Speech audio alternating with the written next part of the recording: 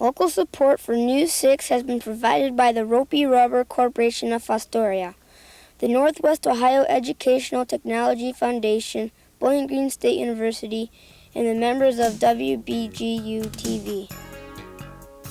Hi! We're the 6th grade class from Grand Rapids Elementary, home of the Knights. Welcome to News 6!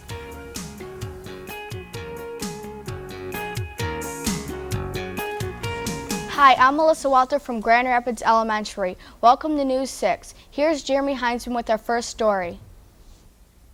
Thank you, Melissa, and we're off to a very special shop called Shades of Distinction. We found that it really lives up to its name.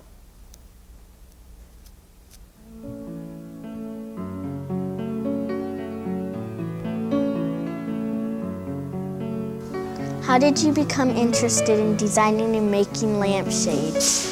I'm an artist and a watercolor painter. My mother had taught me how to make a cut and pierced lampshade when I was about 10 or 12 years old. I decided to take my watercolor painting and my craft form of cut and pierced lampshading and combine them both. I started to design and sell them individually from my kitchen. What makes your lampshades different from other lampshades? Most lampshades are made of a white or an off-white silk type fabric. We use designer fabrics which match people's wallpaper, drapery material, furniture, and we also make a watercolor painting cut and pierced lampshade that cannot be mass produced. It's an individual art form. What do you consider your specialty?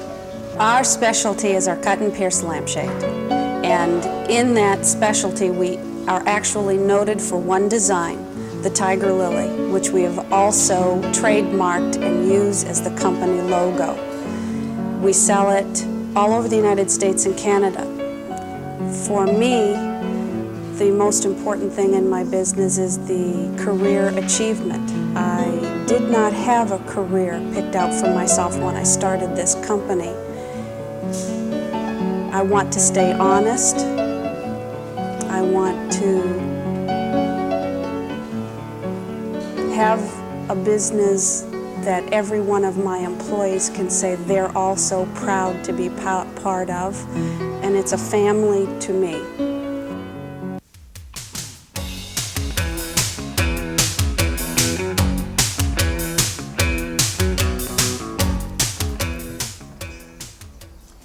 This News 6 is produced by the 6th grade class of Grand Rapids Elementary. Grand Rapids is located 20 miles southwest of Toledo. It was founded in 1833 and has a population of about 963. Our second story today is about the Kerr house, a very unusual combination of the old and the new. It combines an old Victorian house with a modern health retreat. The Kerr house has an interesting history in that B.F. Kerr and his wife Anne built the house in 1880 to 1885.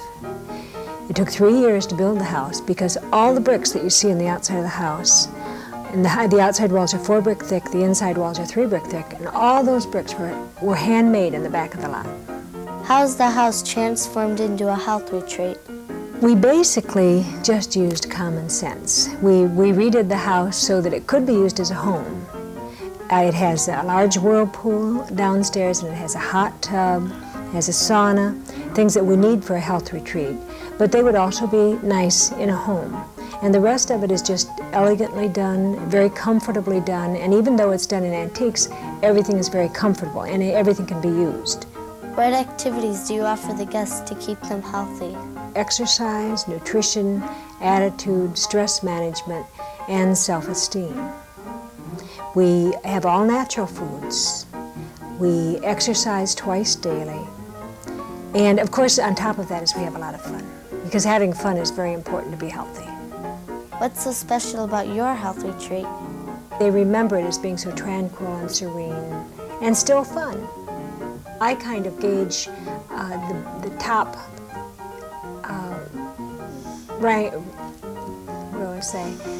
of feeling good as being when you wake up in the morning and are anxious for your day to start, and when you're ready to go to bed at night and you still have energy and you still feel good and you still feel happy and you're not totally wiped out. I think then you're probably pretty healthy. As you will see, now we got some interesting responses to our Kidsview question. Becky Hertzfeld has more.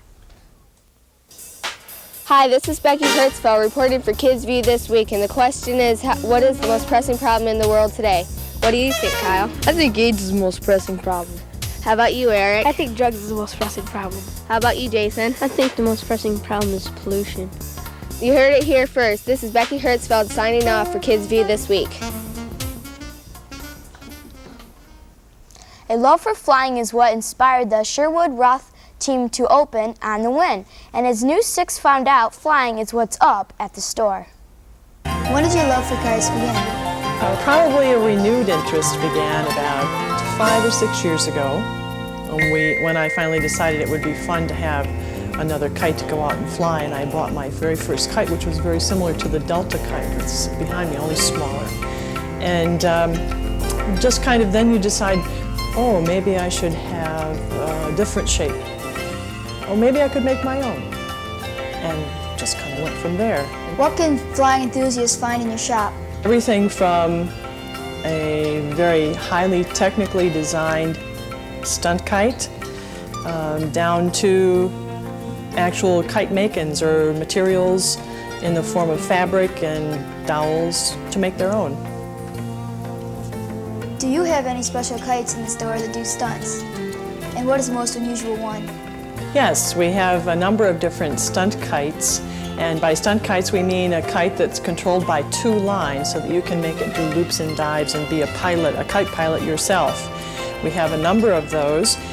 The most unusual one is the kite that uses 4 lines. We call it a quad line controlled kite, and rather than just pulling back on lines to make it dive left or right, you actually change the attitude of the kite and make it back up and go backwards.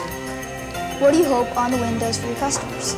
A real joy for life, because when you're flying kites, it's tough to remember all those problems that you had back in the office or back at school, and you can just get out and do something and let your spirit soar. We hope to be able to offer all types of backup for that. Goodbye for now from Grand Rapids Elementary. See you next week at St. Anne's School in Fremont.